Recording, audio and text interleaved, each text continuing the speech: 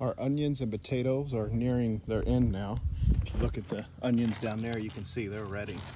Another sign is when it starts to get really hot out, you'll see they'll start to bloom, and you don't really want that to happen unless you want it to go to seed. This will open up into a pretty flower actually, and then it will seed. But when it does that, the onion will split in half.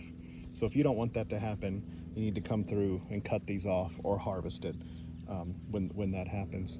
You can see something got in here actually, and I know they did because these onions are bent over this direction, and these onions are bent over that direction. My guess is the groundhog that I've been watching that lives under those sheds over there somehow got in here and trampled around. However, it doesn't look like he ate anything, so I'll just keep monitoring that.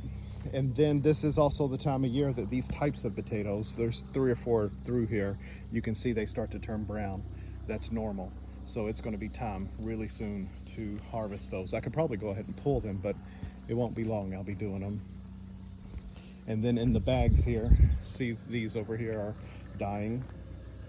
So they're at the same stage as the ones in the main garden plot. And then these are sweet potatoes, and they're really just about to take off.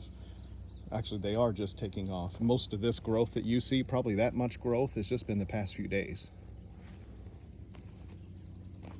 So these are about to take off. And that's what I like about these, is that when the other potatoes and the onions and things like that are about to be harvested, these will take their place. It's a beautiful night, so I'm really just walking around, piddling around. There's some cabbage. Tomatoes are looking nice.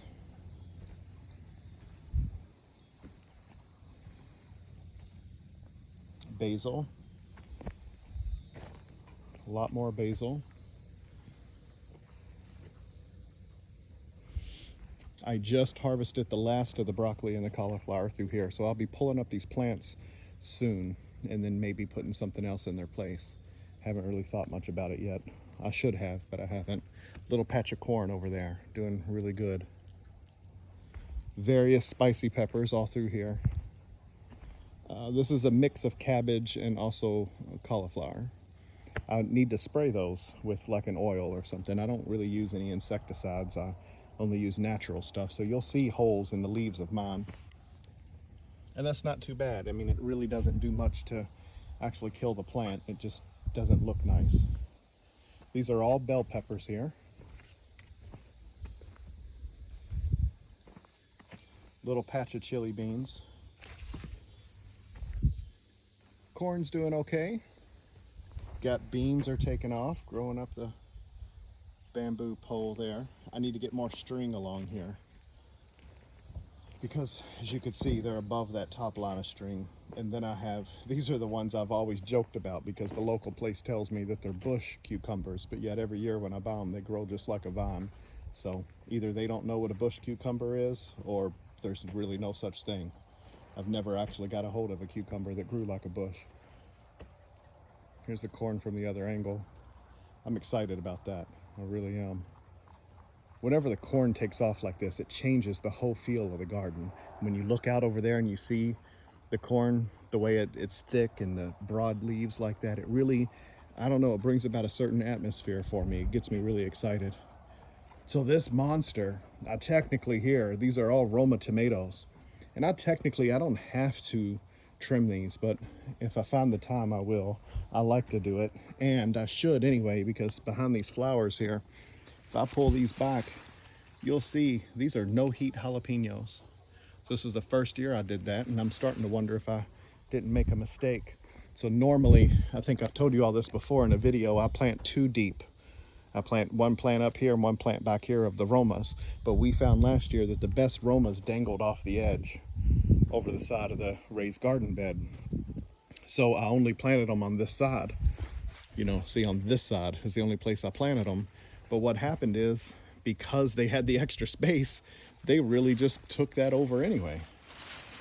And you see they're drowning out my pepper plants back here, which, as you can see from the height though, it's not hurting them too bad.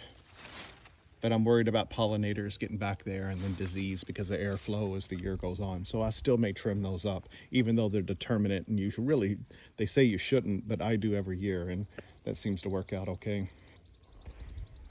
Oh, look at the size of that pepper there. See, every now and then one sneaks up on me and I didn't even know they were here. Those are no heat jalapenos there too. These are banana peppers here that you're seeing. I love how they grow straight up like that. Some of them do it first. That's so cute. Chili beans here, like kidney beans and such. Garbanzo beans. Various peppers here. I'll spare you all those, but cayenne, serrano, habanero, so forth. And those were the carrots I was just showing you all earlier. So anyway, it is a beautiful night out here. I hope you all have a good night.